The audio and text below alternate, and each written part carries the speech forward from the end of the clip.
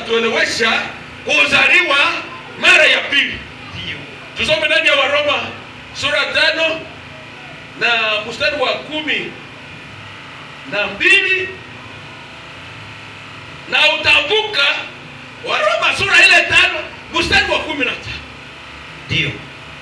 Waroma nasema maneno ingine na ingine nasema maneno. Waroma sura 5 mstari wa 12. Neno la Mungu linasema hivi kwa jina la Yesu Kristo. Amina. Kwa njia ya mtu mmoja, dhambi iliingia katika dunia. Iliingia ndani ya ulimwengu. Nayo dhambi ikaleta kifo. Ikaleta lufu. Na hivi vile kifo kimefikia watu wote. Kifo imefikia watu wote. Kwa sababu wote wamefanya dhambi. Wamefanya dhambi ndani ya ule mtu.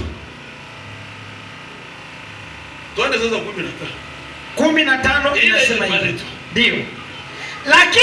Lakini kuna tofauti kubwa kati ya zawadi ya Mungu na kosa la Adamu. Tofauti. Kwa maana ikiwa kosa la mtu mmoja lilisababisha kifo cha watu wengi, ilisababisha lufu, inaonyesha zaidi sana kwamba Mungu amezidisha neema yake kwa ajili ya watu wengi na zawadi inayotokana nayo kwa njia ya mtu mmoja, Yesu Kristo. Ina maana gani? Inasema kwa njia ya mtu mmoja kifo imeingia, dhambi imeingia.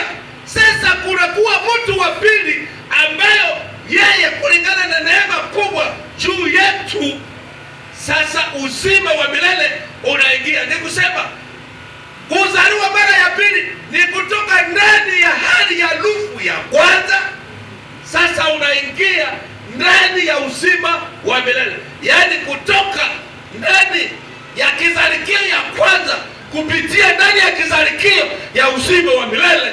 Hiyo inaonekana ya kwamba huyo mtu amezaliwa mara ya